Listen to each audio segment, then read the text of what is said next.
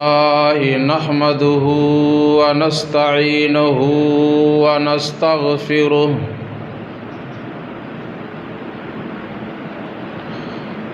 ونعوذ بالله من شرور أنفسنا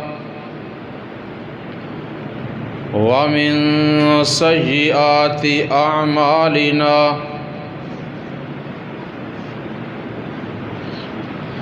من يهده الله فلا مضل له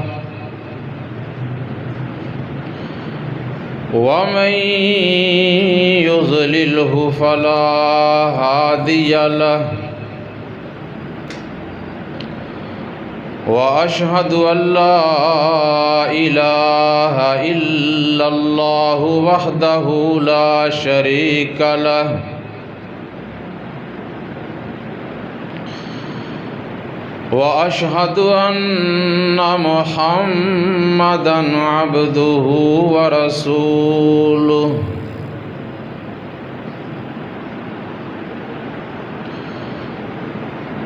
أما بعد فإن خير الحديث كتاب الله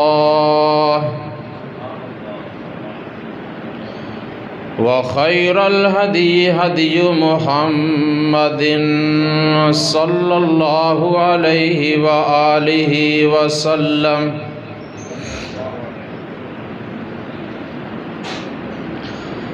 وشر الأمور محدثاتها وكل محدثة بدعة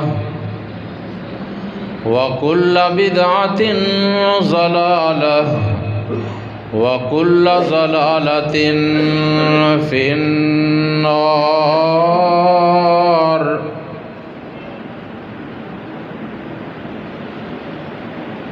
اللهم صل على محمد وعلى آل محمد كما صليت على إبراهيم وعلى آل إبراهيم إنك حميد مجيد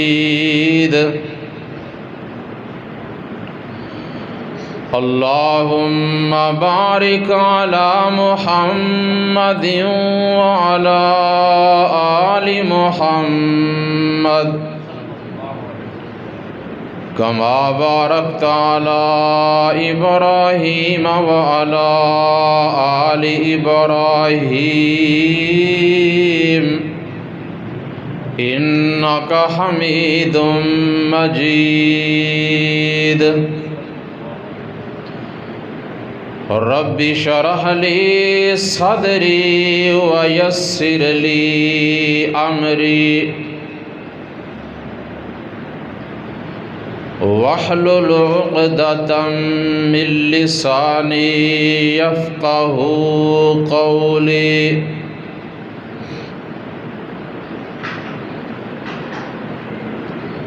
رب زدني علما أما بعد فأعوذ بالله من الشيطان الرجيم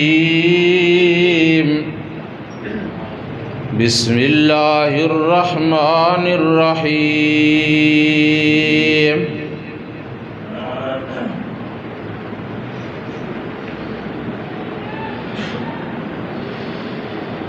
فوجد عبدا من عبادنا آتيناه رحمة من عندنا وعلمناه من لدنا علما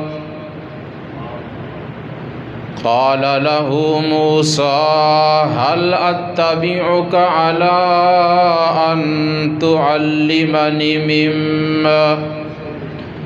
مما علمت رشدا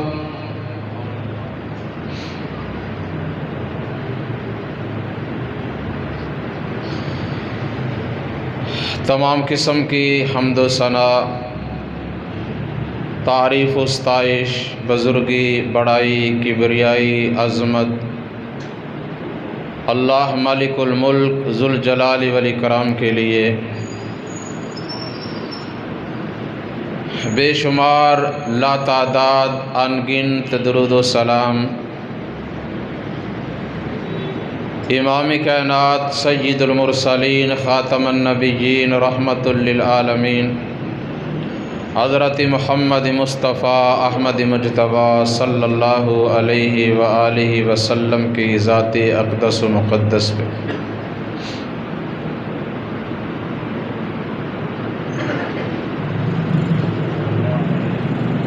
محترم سامعین، اس سے پہلے جمعۃ المبارک کے 5 خطبات میں میں نے آپ حضرات کے سامنے اللہ تعالیٰ کے برگزیدہ پسندیدہ نبی سیدنا موسیٰ علیہ السلام کی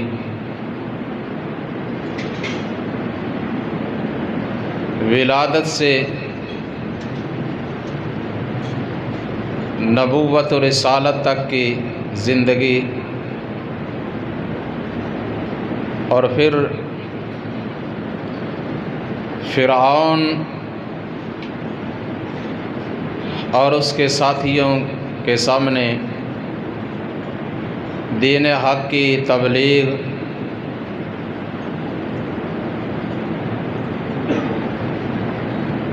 اور پھر ان کا بدترین انجام اور بنی اسرائیل کی نجات، پھر ان پر اللہ تعالیٰ کی انعامات کی بارش، اور اس کے بعد ان کی نافرمانی اور ناشکری کا انجام بیان کیا تھا، جس میں ہمارے لیے بہت سی عبرت اور نصیحت کی باتیں موجود ہیں۔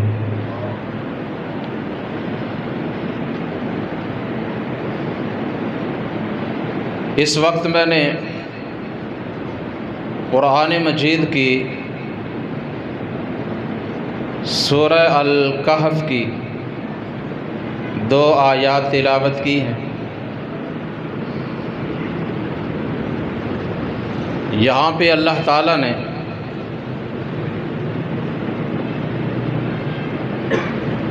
سیدنا موسیٰ علیہ السلام کا ایک بڑا ہی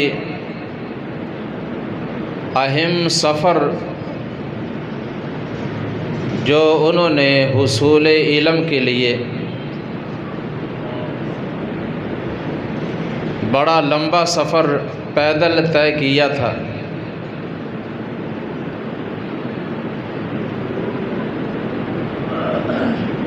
اللہ تعالیٰ نے اسے بیان کیا ہے۔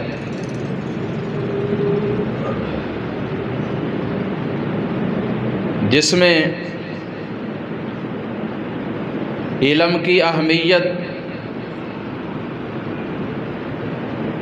اور اللہ تعالیٰ کی قدرت کی بڑی اہم باتیں موجود ہیں۔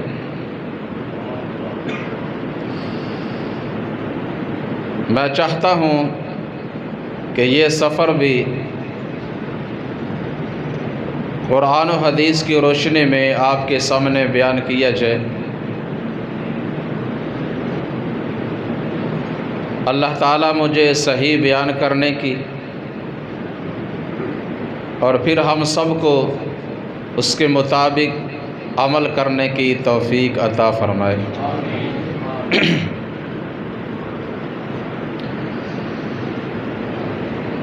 صحیح بخاری میں حدیث موجود ہے، رسول اللہ صلی اللہ علیہ وسلم فرماتے ہیں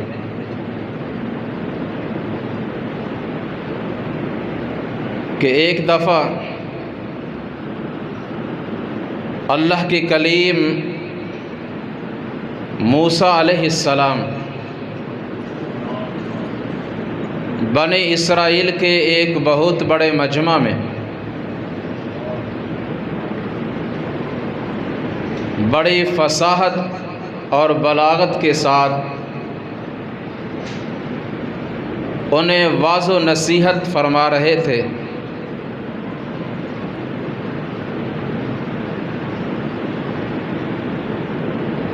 تو اس مجمع میں سے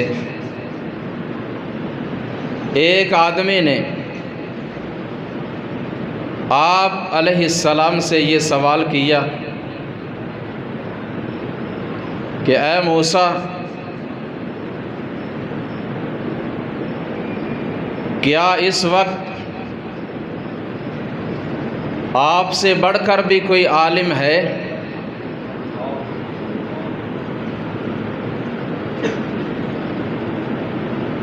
تو موسیٰ علیہ السلام یہ سوچ کر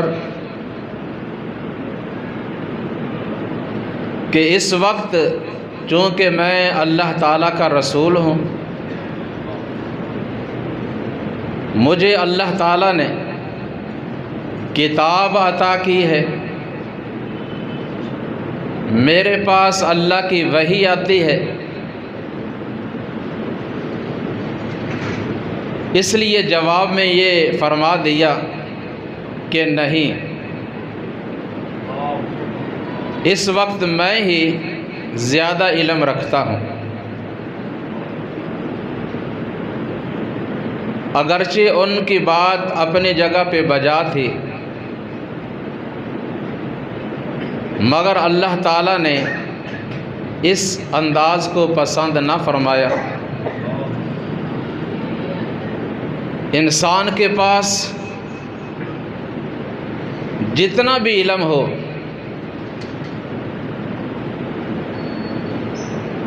اپنے آپ کو یہی کہنا چاہیے کہ میں طالب علم ہوں۔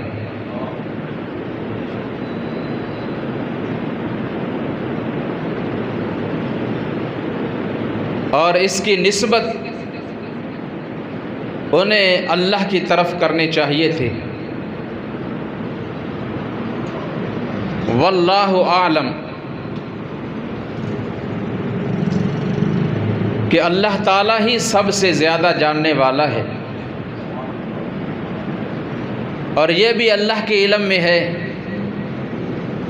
کہ اس وقت سب سے زیادہ اس کی مخلوق میں سے علم کس کے پاس ہے۔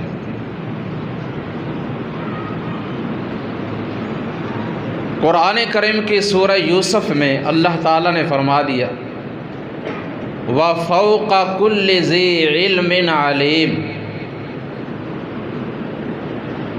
ہر علم والے سے بڑھ کر ایک علم والا موجود ہوتا ہے۔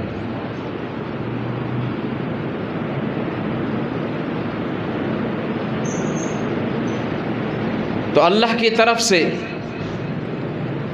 موسیٰ علیہ السلام کی طرف وحی آ گئی، حکم دیا کہ اس وقت اس دھرتی پر میری مخلوق میں سے ایک اور بندہ موجود ہے جسے میں نے تجھ سے بھی زیادہ علم عطا کیا ہے، آپ ان کے پاس جائیں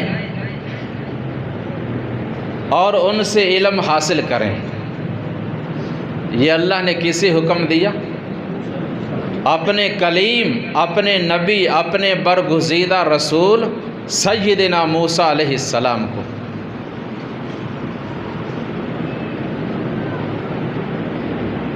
فرمایا اے اللہ،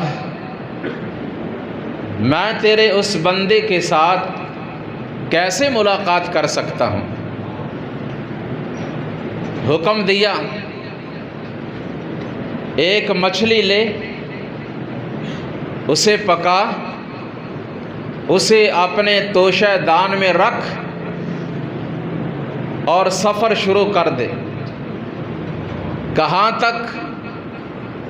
مجمع البحرین، جہاں پہ دو دریا اکٹھے ہوتے ہیں۔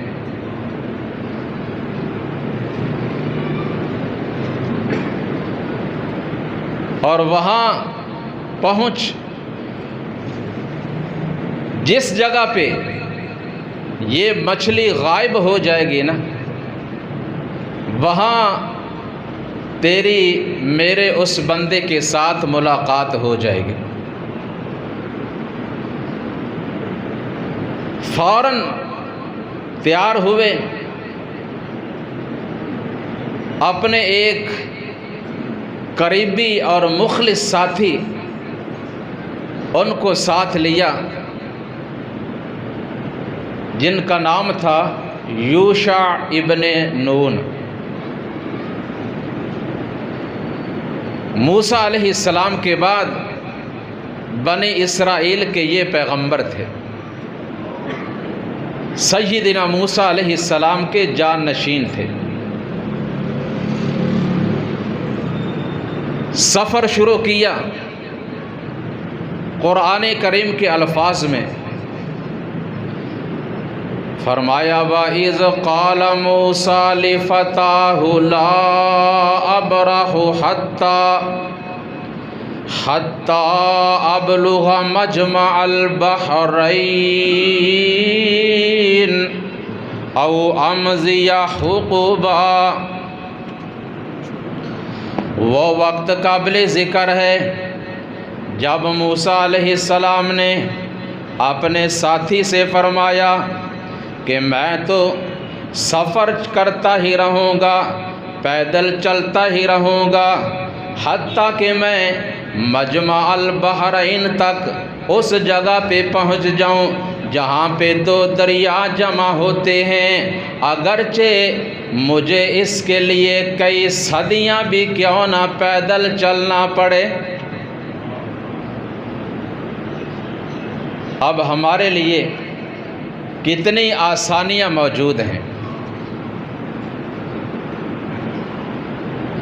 علم حاصل کرنے کے لیے ہر مسجد میں، ہر مدرسہ میں قراء، حفاظ، علماء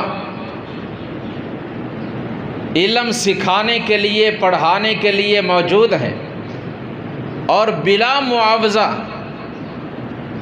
لیکن مسلمان آنے کی زحمت نہیں کرتے، نہ خود نہ اپنے بچوں کو اس طرف لگانے کے لیے تیار ہیں، اور ادھر دنیاوی تعلیم دلانے کے لیے دور دور بھیجتے ہیں۔ گاڑیوں کے انتظام، لباس، کھانے پینے کی آسائش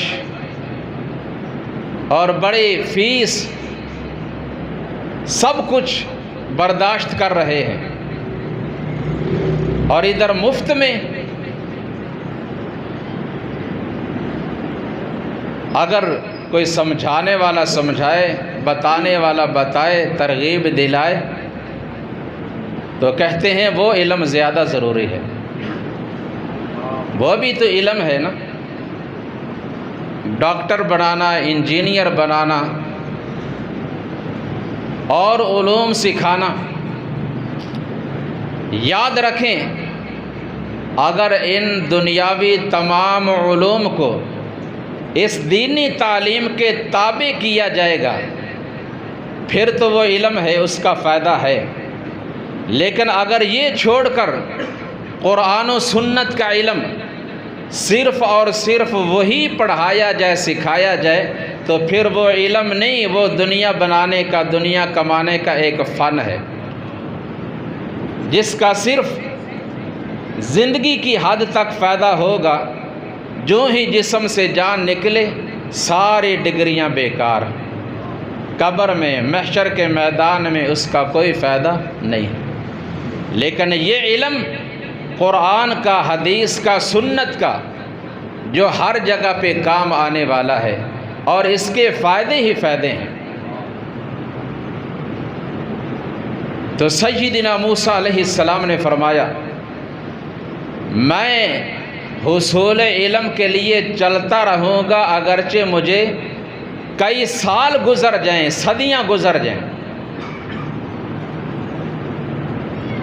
مگر اللہ تعالیٰ ایسے لوگوں کے لیے راستے آسان بنا دیتے ہیں۔ نبی اکرم صلی اللہ علیہ وسلم نے فرمایا من سلک طریقا یلتمس فیہ علما سہل اللہ طریقا الی الجنہ۔ جب کوئی شخص اللہ کے دین کا علم حاصل کرنے کے لیے چلتا ہے تو اللہ تعالیٰ اس کے لیے جنت کے راستے آسان بنا دیتے ہیں۔ اللہ۔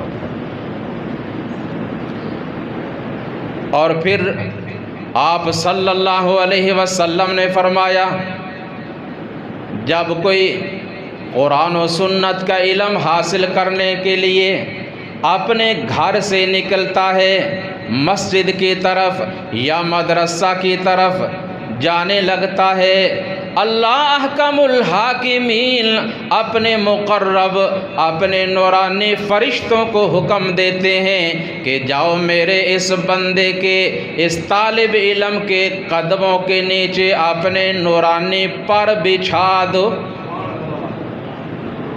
کتنی عظمت اور کتنی اہمیت ہے ایسے طالب علم کی۔ اللہ فرماتے ہیں فَلَمَّا بَلَغَا مَجْمَعَ بَيْنِهِمَا نَسِيَا حُوتَهُمَا فَاتَّخَذَ سَبِيلَهُ فِي الْبَحْرِ سَرَبًا۔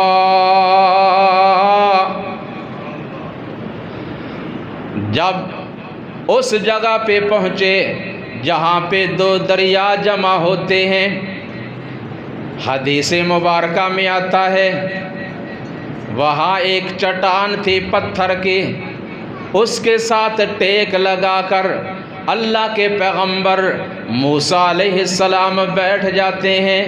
نیند آ گئی، سو گئی، ساتھی پاس بیٹھے رہے، جاگتے رہے۔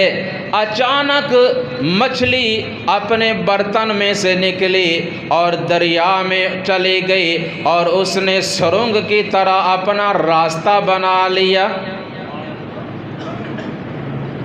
فَلَمَّا جَاوَزَا قَالَ لِفَتَاهُ آتِنَا غَدَاءَنَا لَقَدْ لَقِينَا مِن سَفَرِنَا هَذَا نَصَبًا۔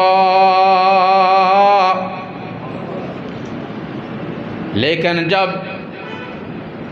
اٹھے ساتھی کو بتانا یاد نہ رہا، سفر آگے شروع کر دیا، چند میل آگے گئے تو موسیٰ علیہ السلام اپنے ساتھی سے فرمانے لگے آج تو اس سفر کی وجہ سے میں بڑا تھک چکا ہوں اور بڑی بھوک بھی لگ گئی ہے، نکالو کھانا کھا لیں۔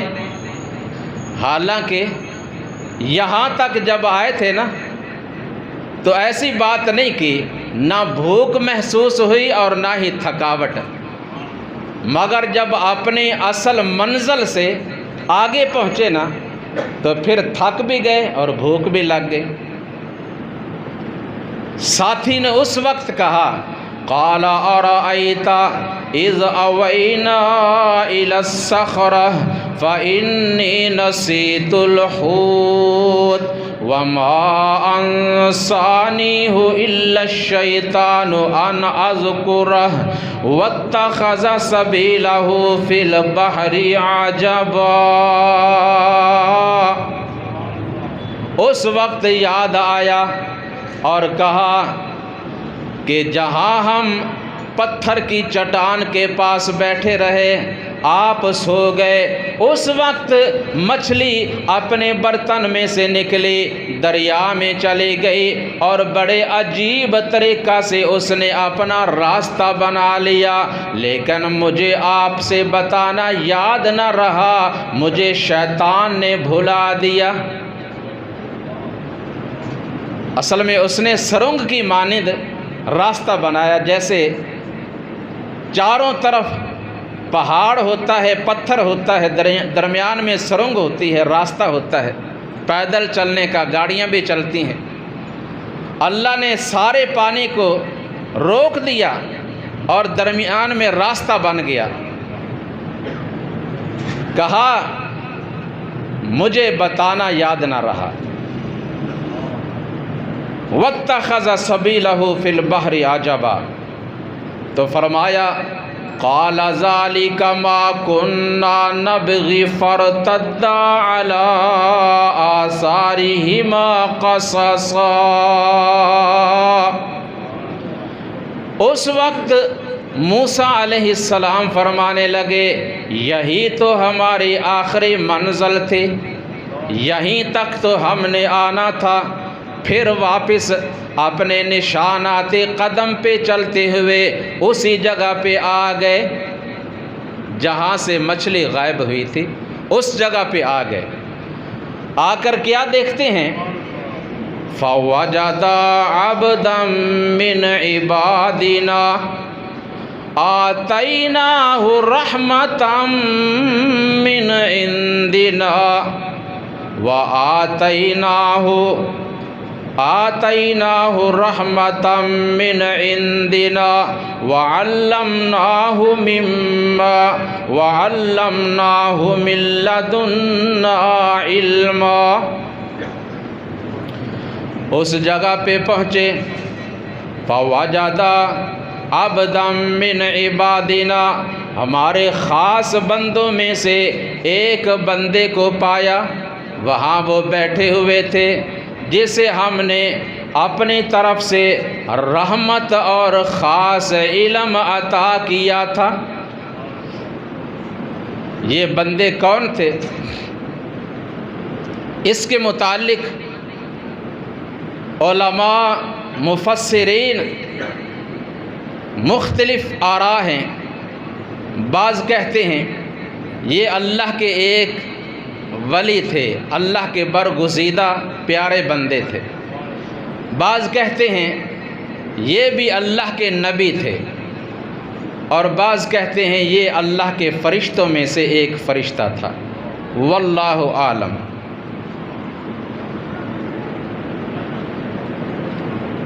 مفسر قرآن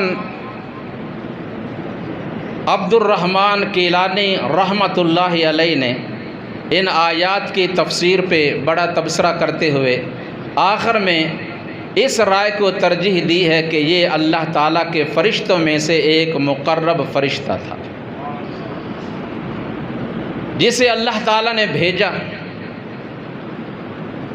تو فرمایا قال لہ موسیٰ هل اتبعک علی ان تعلمنی مما علمت رشدا،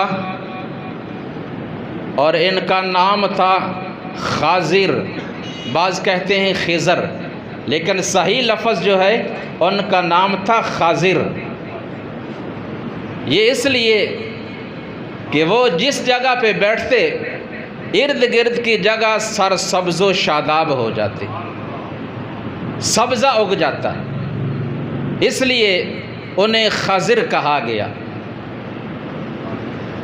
تو فرمایا قال لہ موسیٰ هل اتبعک علی ان تعلمنی مما علمت رشدا،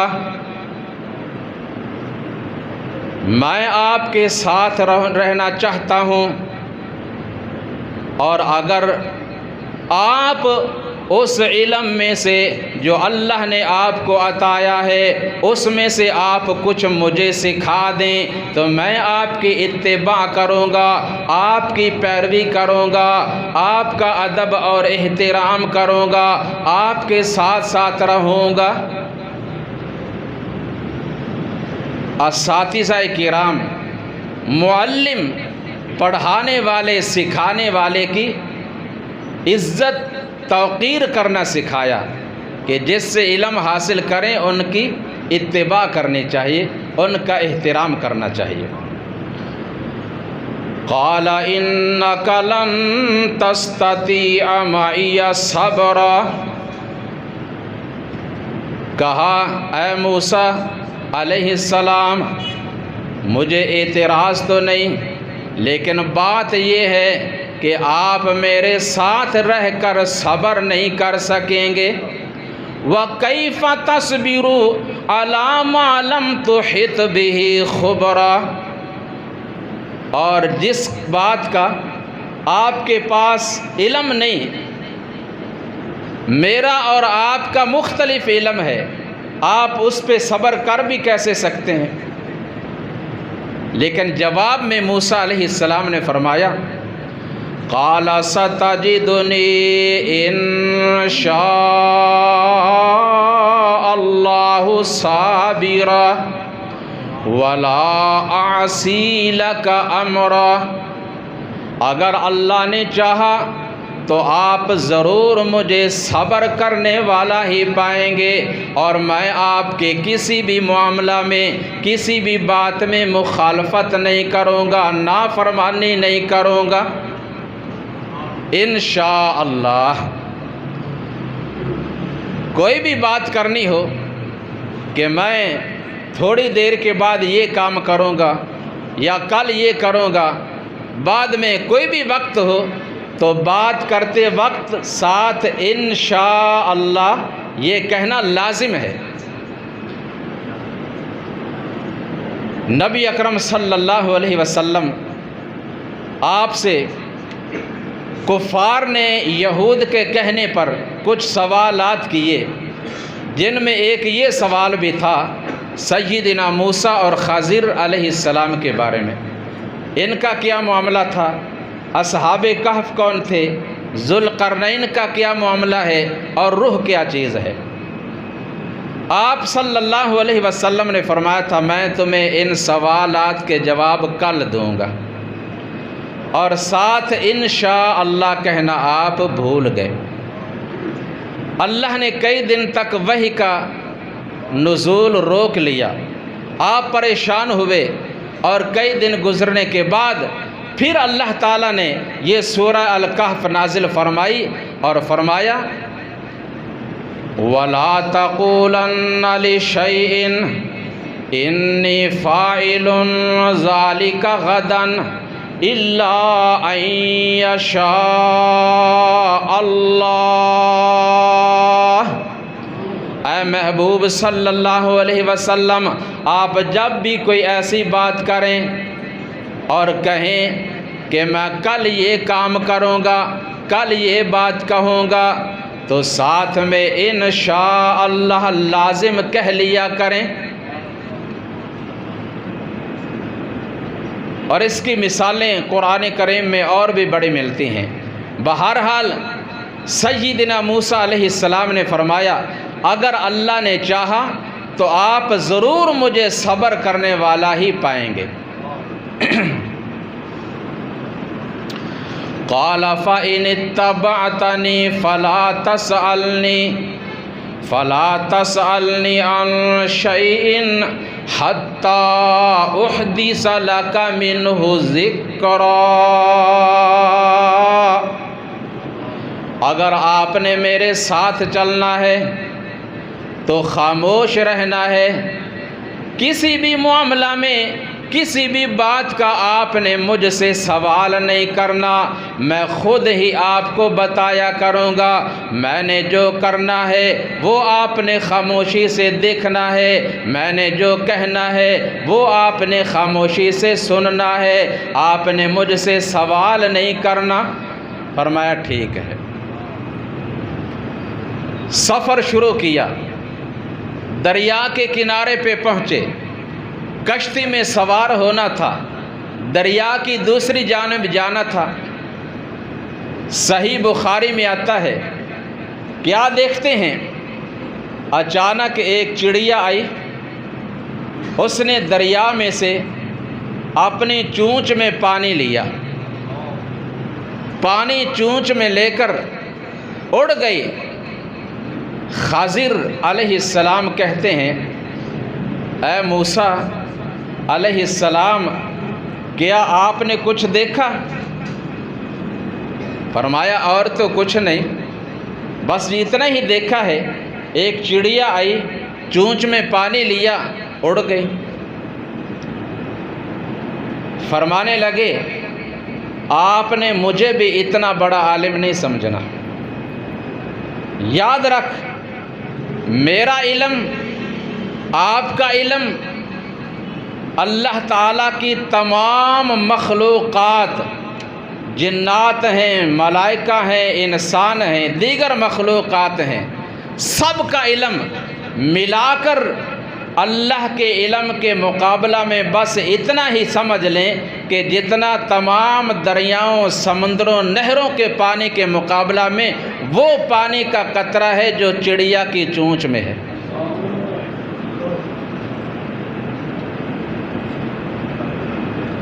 ایک قطرے کا مقابلہ تمام دریاؤں اور سمندروں کے مقابلے میں کیا ہو سکتا ہے؟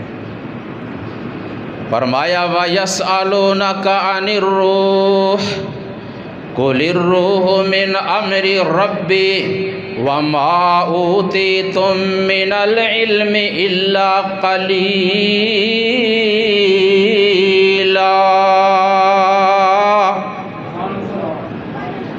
اے محبوب صلی اللہ علیہ وسلم، یہ لوگ آپ سے روح کے بارے میں پوچھتے ہیں، آپ فرما دیں کہ روح کی اصل حقیقت نہ تم جان سکتے ہو نہ سمجھ سکتے ہو، بس اسی پہ ایمان رکھو کہ روح جو ہے میرے رب کا حکم ہے۔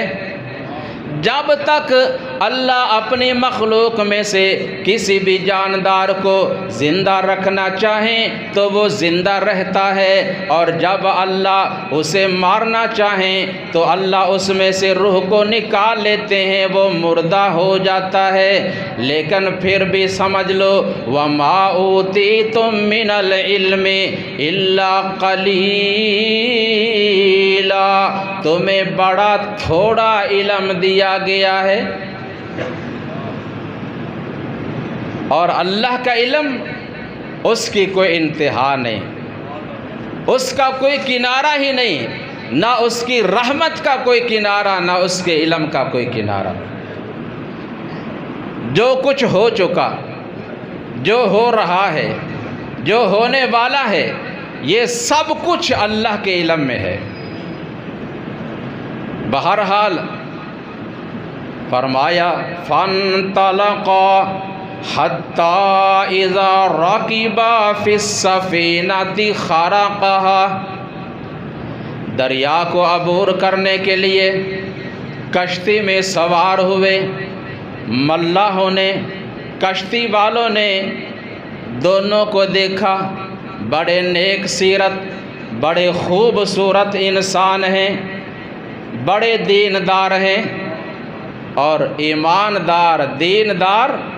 اللہ تعالیٰ نے ان کے چہروں پر کچھ نورانیت ایسی رکھی ہوتی ہے کہ دیکھنے سے ہی ان کی پہچان ہو جاتی ہے، پتہ چل جاتا ہے ان کے حلیہ سے۔ انہوں نے کہا بڑے نیک لوگ ہیں اور مسافر ہیں، چلیں چھوڑیں ان سے کرایہ کیا لینا۔ انہوں نے کرایہ بھی نہ لیا اور ان کو کشتی میں بٹھا لیا۔ جب دوسری جانب دوسرا کنارہ قریب آیا، خارا کہا، خضر علیہ السلام نے کسی چیز کے ساتھ اس کشتی کا ایک تختہ توڑ دیا۔ جب توڑ دیا نا، اس میں پانی داخل ہونا شروع ہو گیا۔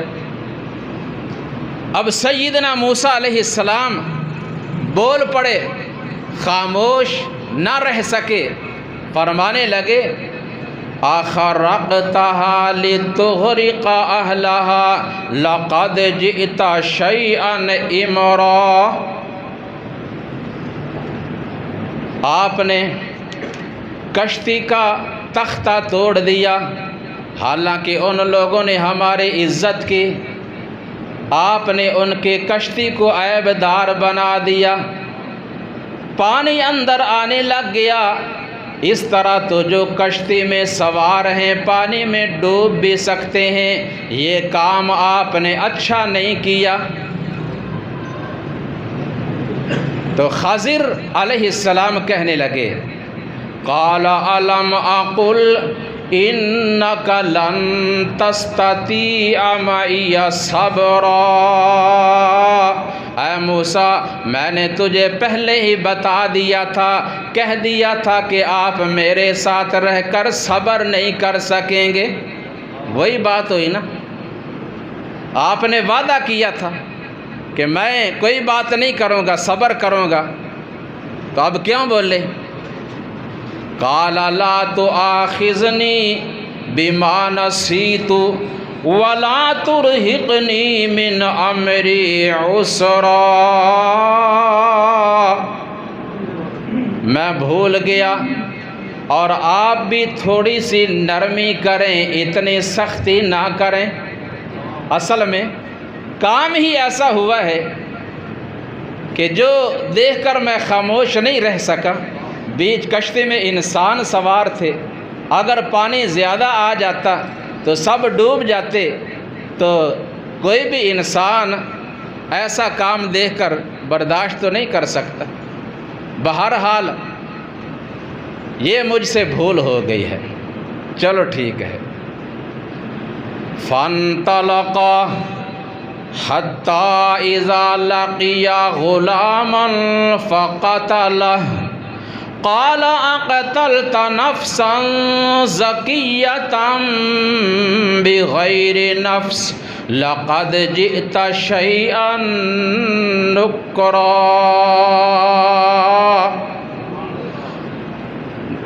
دریا کے دوسرے کنارے پہ پہنچے، سفر آگے شروع کیا، ایک آبادی کے پاس گئے، راستہ میں کچھ بچے کھیل رہے ہیں، ان میں سے ایک بچے کو پکڑا، اس کے گردن سے پکڑ کر جھٹکا دیا اور اسے وہیں پہ مار دیا۔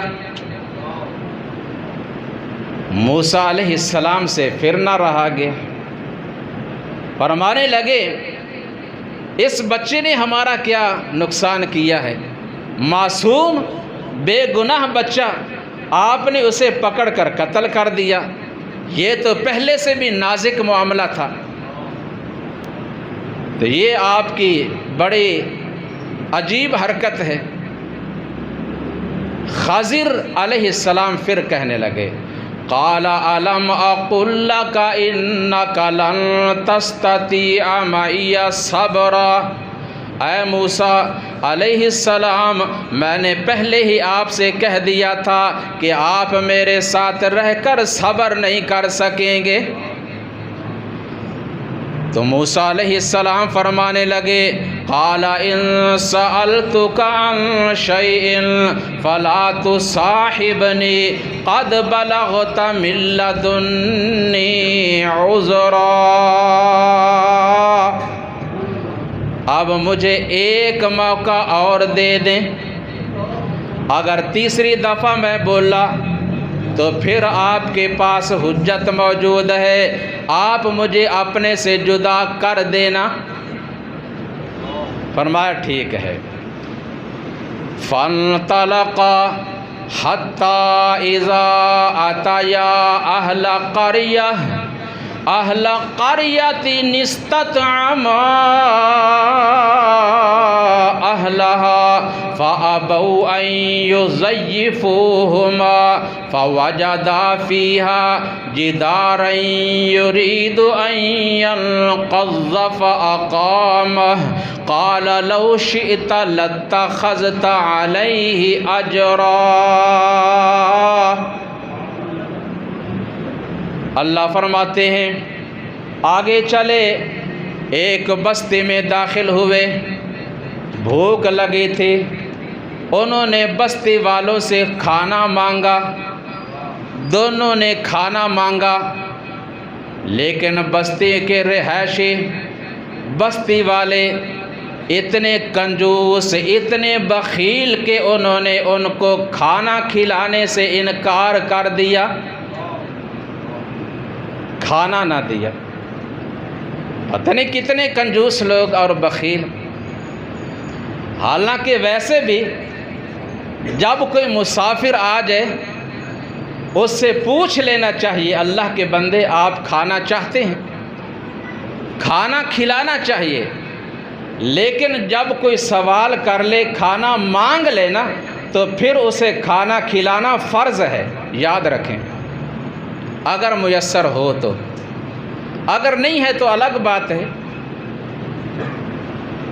اور اللہ تعالیٰ نے قرآن کریم میں اتنی آیات میں بھوکوں کو کھانا کھلانے کی ترغیب دی ہے نا، اگر ان آیات کو میں پڑھنا شروع کر دوں تو شام ہو جائے۔ اللہ نے بھوکوں کو، مساکین، فقراء کو کھانا کھلانے کی اتنی ترغیب دی ہے۔ نبی اکرم صلی اللہ علیہ وسلم فرماتے ہیں قیامت کا دن ہوگا، اللہ فرمائیں گے اپنے ایک بندے سے کہ میں تیرے پاس آیا تھا، تو نے مجھے کھانا نہیں کھلایا تھا۔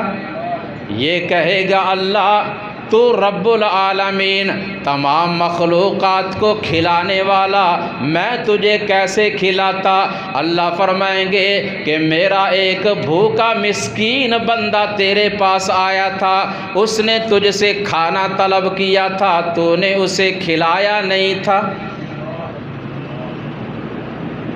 اگر تو اسے کھلا دیتا تو اس کا صلہ، اس کا بدلہ تجھے میں عطا کرتا۔ اور اللہ فرمائیں گے میں بیمار ہوا تھا، تو میری عیادت کے لیے، بیمار پرسی کے لیے نہیں آیا تھا۔ جب تجھے پتہ بھی چل گیا، کہے گا اللہ تو رب العالمین، تو کیسے بیمار ہو سکتا ہے؟ اللہ فرمائیں گے میرا ایک ایماندار مومن مسلم آدمی بیمار ہوا تھا، تجھے معلوم ہو گیا اور تو اس کی عیادت کے لیے نہیں آیا تھا، اگر تو آ جاتا تو مجھے اس کے پاس پاتا۔ بہرحال بھوکوں کو کھانا کھلانا، پیاسوں کو پانی پلانا، یہ بڑے اجر و ثواب کی بات ہے۔ جب ان بستی والوں نے انکار کیا، یہ دونوں نکلے، جاتے جاتے اس بستی کے اندر ایک دیوار تھی جو گرنے کے قریب تھی، جھکی پڑی تھی ایک طرف۔ تو خضر علیہ السلام نے اس دیوار کو سیدھا کر کے بنا دیا، دیوار کو سیدھا کر دیا۔ تو موسیٰ علیہ السلام فرمانے لگے اگر آپ چاہتے تو جن لوگوں کی یہ دیوار ہے ان سے اجرت بھی لے لیتے، جبکہ یہ ہماری ضرورت بھی ہے، ہمیں بھوک لگی ہے، کم از کم جو ہمیں پیسے ملتے اس کا ہم کھانا خرید کر کھا لیتے۔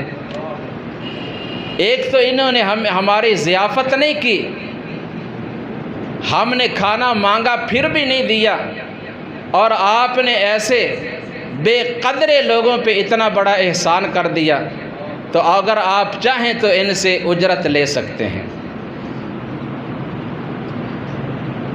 تو یہاں پہ خضر علیہ السلام فرمانے لگے قال ھذا فراق بینی و بینک سأنبئک بتأویل ما لم تستطع علیہ صبرا۔ اے موسیٰ علیہ السلام، بقول تیرے ہی اب مجھ میں اور تجھ میں جدائی ہو گئی، اب مزید آپ میرے ساتھ رہ نہیں سکتے۔ البتہ جو مناظر آپ نے دیکھے ہیں ان کی اصل حقیقت میں آپ کو بتا دیتا ہوں۔ رسول اللہ صلی اللہ علیہ وسلم فرماتے ہیں کاش موسیٰ علیہ السلام خاموش رہتے اور کئی باتیں، کئی چیزیں دیکھتے، تاکہ ہماری معلومات میں بھی اضافہ ہوتا۔ بہرحال جو ہو گیا سو ہو گیا۔ تو فرمایا اما السفینۃ فکانت لمساکین یعملون فی البحر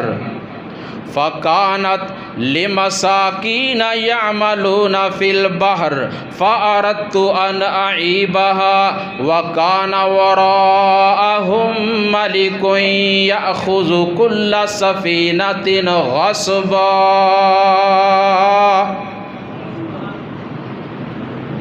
سب سے پہلے بات، جو کشتی میں ہم سوار ہوئے، میں نے کشتی کا ایک تختہ توڑا تھا۔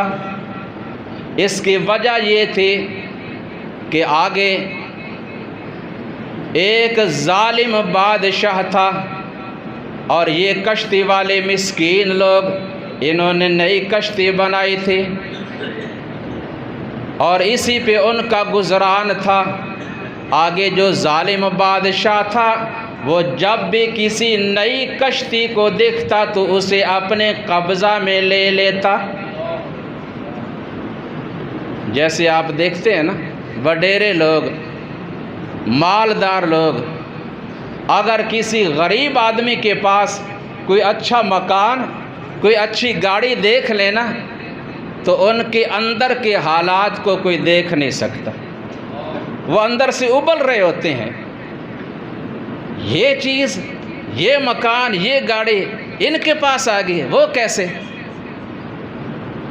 یہ ہمارے نیچے لگ کر رہنے چاہیے، ان کے پاس کوئی اچھی چیز نہیں آنی چاہیے۔ یہ حاسد لوگ حسد کی آگ میں جل رہے ہوتے ہیں۔ اللہ ایسے لوگوں کو ہدایت عطا فرمائے۔ اصل میں اللہ تعالیٰ حسد کرنے والوں کو دنیا میں ہی یہ سزا دلواتا ہے کہ وہ حسد کی آگ میں جلتے ہیں۔ حسد نہ کریں۔ ام یحسدون الناس علی ما آتاہم اللہ من فضل، یہ حسد کرنے والے ان کے ساتھ حسد نہیں کرتے بلکہ اللہ کی تقسیم پہ اعتراض کرتے ہیں۔ عطا کرنے والا سب کو کون؟ وہ جسے چاہے دے اور جس سے چاہے چھین لے۔ بہرحال وہ ظالم بادشاہ جب کسی اچھی کشتی کو دیکھتا اسے اپنے قبضہ میں لے لیتا۔ میں نے تختہ توڑ کر اس کشتی کو عیب دار بنا دیا تاکہ دیکھ کر وہ ظالم بادشاہ اس پہ قبضہ نہ کر لے اور یہ مسکین لوگ جو ہیں ان کا گزران چلتا رہے، ان کا یہ سلسلہ جاری رہے۔ دوسری بات، وَأَمَّا الْغُلَامُ فَكَانَ أَبَوَاهُ مُؤْمِنَيْنِ فَخَشِينَا أَن يُرْهِقَهُمَا طُغْيَانًا وَكُفْرًا فَأَرَدْنَا أَن يُبْدِلَهُمَا رَبُّهُمَا خَيْرًا مِّنْهُ زَكَاةً وَأَقْرَبَ رُحْمًا۔ وہ جو میں نے بچے کو قتل کیا تھا، اصل میں اس بچے نے بڑے ہو کر سرکش، ظالم، چور اور ڈاکو بننا تھا، اپنے ماں باپ کا نافرمان بننا تھا، اور اس کے جو ماں باپ ہیں وہ نیک ایماندار آدمی ہیں۔ ہم نے چاہا کہ اس ظالم نافرمان بچے کی جگہ پہ اللہ تعالیٰ ان کو فرما بردار اور بچہ عطا کر دے گا۔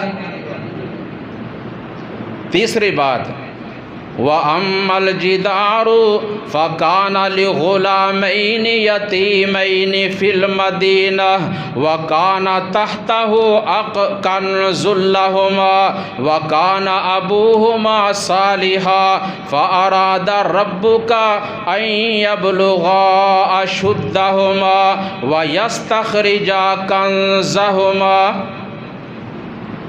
وہ جو دیوار گرنے والی تھی جسے میں نے سیدھا کیا تھا، اصل میں اس دیوار کے نیچے 2 یتیم بچوں کا خزانہ دفن تھا، اور ان دونوں کا باپ نیک آدمی تھا۔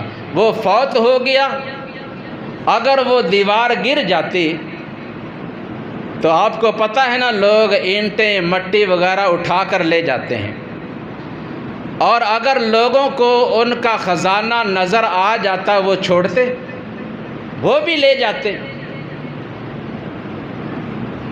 تو ہم نے یہ چاہا کہ وہ دیوار سیدھی ہو جائے، کھڑی رہے، اور ان کا خزانہ محفوظ رہے، تاکہ وہ بچے بڑے ہو کر خود اپنا خزانہ نکال کر استعمال کر لیں۔ آخر میں فرمایا رحمتً من ربک،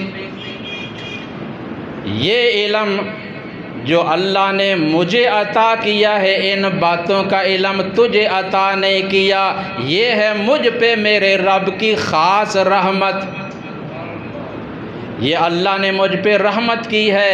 وَمَا فَعَلْتُهُ عَنْ أَمْرِي، اور ان تمام کاموں میں سے کوئی ایک کام بھی میں نے اپنی مرضی سے نہیں کیا، یہ میں نے جو بھی کیا ہے اللہ کے حکم سے کیا ہے۔ ذَلِكَ تَأْوِيلُ مَا لَمْ تَسْطِعْ عَلَيْهِ صَبْرًا، یہ حقیقت ہے ان باتوں کی جو آپ نے دیکھی اور دیکھ کر آپ سے صبر نہ ہو سکا۔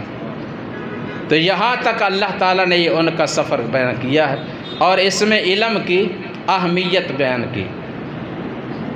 تو ہمیں علم حاصل کرنا چاہیے، اور اس کے لیے جو بھی خرچ آئے کرنا چاہیے، بھوک آئے، پیاس آئے، تھکاوٹ آئے، اسے برداشت کرنا چاہیے۔ اور اہل علم علماء، ان کی عزت، ادب اور احترام کرنا چاہیے۔ ہماری جماعت کے بڑے جید علماء ایک دو دن پہلے